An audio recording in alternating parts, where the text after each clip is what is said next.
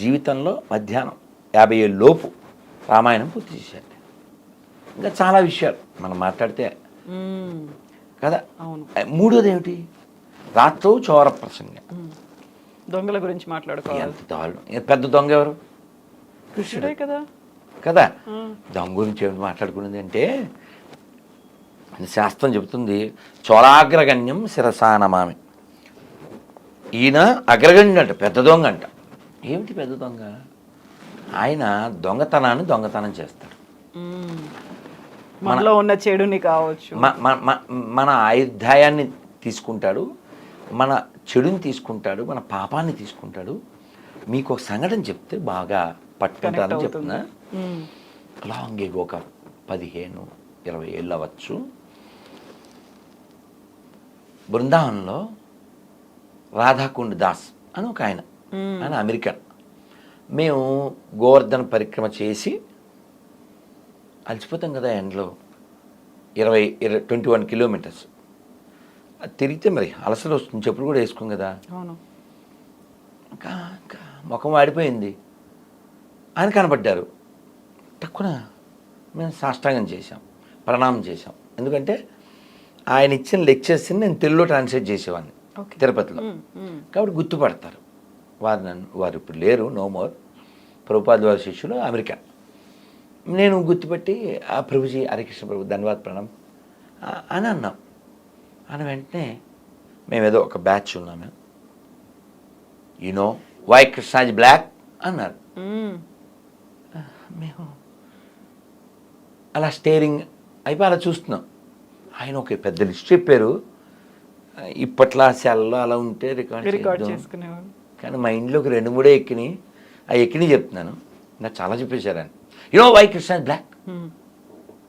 Because he lives in the eyes of gopis. He take bath in the Yamuna. He steal your sin. ఇలా బోల్డ్ అని చెప్పేశారు. నాకు ఈ 3 గుర్తున్నాయి అనుకోండి. అలా యమున నల్లగా ఉంటుంది కదా, ఈ రోజు యమునలో స్నానం చేసేవాడు, అందుకని నల్లగున్నాడు. ఈయన గోపికల కళ్ళల్లో ఉంటాడు ఇప్పుడు, అందుకని నల్లగున్నాడు. మన పాపాలు దొంగిలిస్తాడు, అందుకని నల్లగున్నాడు. ఇలా చాలా చెప్పుకొచ్చారు. అలాగా కృష్ణం వందే జగద్గురు. మన గంగాధర శాస్త్రి గారు మేము కలిసి వరంగల్లో శివరాత్రి కార్యక్రమంలో ఉన్నాం. ఆయన ప్రవచనం ఇస్తూ ఎవరో పిల్లోడితో కృష్ణం వందే జగద్గురు అన్నారట. వాడు పాపం ఎక్కువ ఇంగ్లీష్ అయిపోవడం అన్నో ఏదో మొత్తానికి కృష్ణం వన్డే జగద్గురు అన్నాడు. ఒరే వన్డే కాదురా, వందేరా నాయన. కృష్ణం వన్డే జగద్గురు అన్నాడు. వన్డే కాదురా, వన్ డే 2 days కాదు, వందే జగద్గురురా. అంటే అలా ఎందుకు అంటే మనం చెప్పట్లేదు. శంకర్ల వారు కంటే గొప్పడు కాదుగాను, రామానుజుల వారి కంటే గొప్పడు కాదుగా, మధ్వాచార్యులు అన్నమాచార్యుల వారు నారాయణ తీర్థుల కంటే నువ్వు గొప్పడువా? వాళ్ళే కృష్ణుని అంగీకరించారు కదా. శంకరాచార్యుల వారు కాశీలో గంగాతీరం వెంట వెళ్తూ ఉంటే ఒక వృద్ధుడు రుక్కుంకరణే అంటూ వ్యాకరణాన్ని వెళ్ళివేస్తున్నారు. అప్పుడు ఆయన పాడారు, మీ అందరూ తెలుసు ఏం పాడారు, భజ గోవిందం భజ గోవిందం గోవిందం భజ మూఢమతే సంప్రాప్తే సన్నిహితే కాలే నహి నహి రక్షతి రుక్కుంకరణే. నహి నహి రక్షతి, ఈ రుక్కుంకరణే అది రక్షించదు నాయన, గోవిందుని భజించు అది రక్షిస్తుంది అని ఎంత ఎంత కావాలో స్టఫ్ అంటామే, జిస్ట్ అంటామే, అదంతా ఇచ్చేశారు. అసలు మన ఎంఎస్ సుబ్బలక్ష్మి గారు మనం ఎంత రుణపడి ఉంటామమ్మా, ఘంటసాల గారికి మనం ఎంత రుణపడి ఉంటామమ్మా, మనకి ఎంత ఇచ్చి వెళ్ళారమ్మా. పోనీ నువ్వు చదవకపోయినా వింటున్నాం కదా, కలకాలం ఉండేలా. వాళ్ళు లేరు ఇప్పుడు, అవి ఉండిపోలే.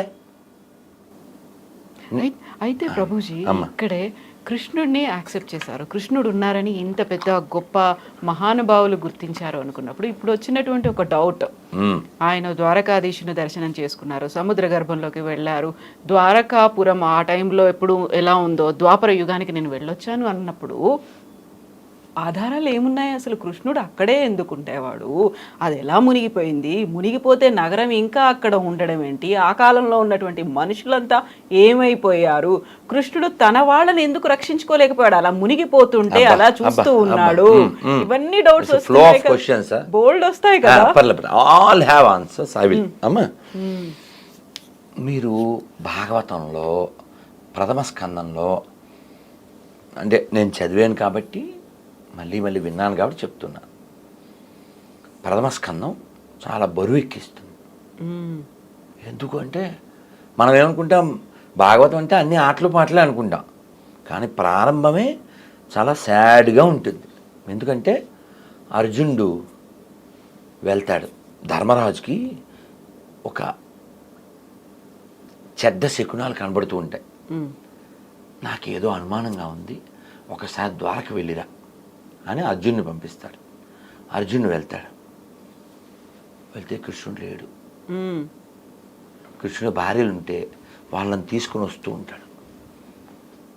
వచ్చిన తర్వాత చెప్పిన మాటలన్నీ మనం మాట్లాడుతున్నాం ఇప్పుడు.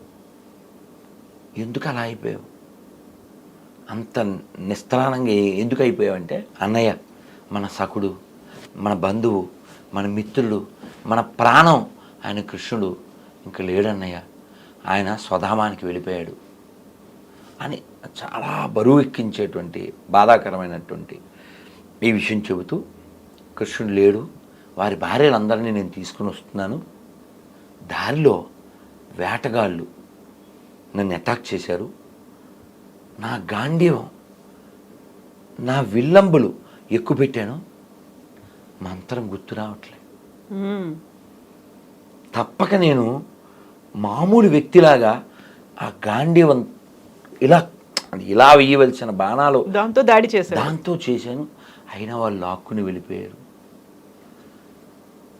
ఇన్ని రోజుల నా విజయం నాది కాదన్నయ్య, ఆయన ఉండబట్టి కదా ఇదని. నేను ఆయన ఉంటే నేను హీరో, ఆయన లేకపోతే నేను జీరో అని ఇలా చాలా బాధ వ్యక్తం చేస్తాడు.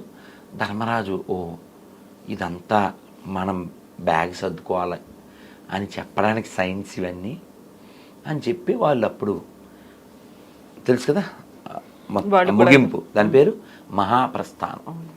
అది కూడా నేను చదివా. ఇది భాగవతం తెలుగులో చదివా, అదేమో ఇంగ్లీష్లో మహాభారతం చదివా. చాలా బాగుంటుంది.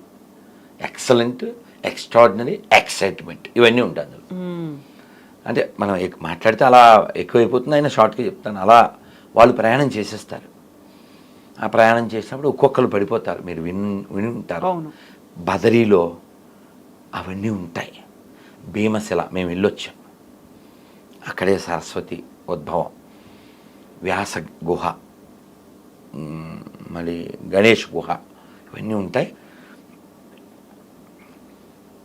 వాటరు పట్టుకుంటే మనం మీద పడ్డ నీళ్ళు కూడా మంచు గడ్డలైపోతుంటాయి.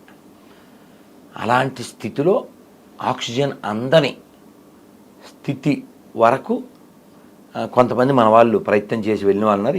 ఈ హైదరాబాద్లో ఒక ఆయన నాకు ఉపాధ్యాయుని, ఒక హిందీ ఆయన, నేను వెళ్ళాను స్వామీజీ అని చెప్పారు. అంటే up to the mark almost. అంటే ఏంటి, భీముడు వెళ్ళిన అంతవరకు మనిషి వెళ్ళడానికి ప్రయత్నం చేయొచ్చు, ఆ తర్వాత ఇంకా వెళ్ళలేదు.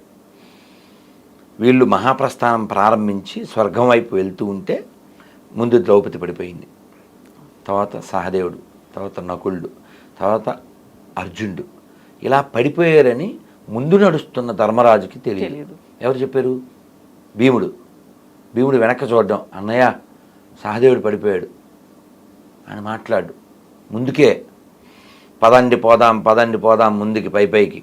దీన్ని అందుకే వాడారో ఏంటో శ్రీశ్రీ గారు మహాప్రస్థానం పేరు పెట్టినాడు ఎల్లరు, ఆయన ఇంకో దానికి వాడారులేండి పుణ్యాత్ముడు. అలా మళ్ళీ అన్నయ్య నకులు పడిపోయాడు, అన్నయ్య ద్రౌపది, అన్నయ్య అర్జున్, అన్నయ్య నేను, వెనక్కి తిరగడినా ఒక్క కుక్క ఇందుపట్టు వచ్చింది చివరది. వస్తే ఇంద్రుడు మాతలేని వాళ్ళ డ్రైవర్ని పంపించాడు. మీరు ఇప్పుడు నాకు పంపించలే ఆ డ్రైవర్ని? అలా పంపిస్తే ఆయన వచ్చి సార్ ఎక్కడ సార్ అన్నాడు ధర్మరాజుని. ఇది కూడా ఎక్కుద్ది అన్నాడు. చాలా ఊరుకోండి, మీకు ఒక్కరికే వచ్చింది ఇది అవసరం. ఒక్కల స్వర్గమే సార్ ఊరుకోండి అన్నాడు. అంటే ధర్మరాజు చెప్పాడు, నా భార్య సోదరులు ఎవరు నాతో రాలే, ఇదొక్కటి నన్ను నమ్మి నాతో పాటు వచ్చింది, సో యూ షుడ్ అలౌ అన్నాడు. లేదు సార్ నాట్ అలౌడ్ అన్నాడు. అయితే నేను రానన్నాడు. ఏమన్నా బుర్ర ఉందా సార్ మీకు, కుక్క కోసం స్వర్గం వదులుతాడు ఏంటి సార్ ఎవడైనాను అని ఇంద్రుడు వచ్చి చెప్పాడు. ఇంద్రుడు వచ్చి చెప్పాడు, అదంతా నాకు తెలియదు, నా పేరు ధర్మరాజు, ఇంకా ఉపకారం ఉంది, దీనికోసం ఏదో అనుభవించాలి అని ధర్మాన్ని నేను విడిచిపెట్టినాను అంటే స్టబాన్ అని నిలబడ్డాడు ఆయన. అప్పుడు ఈ కుక్క ఎవరు? ధర్మరాజు, యముడు.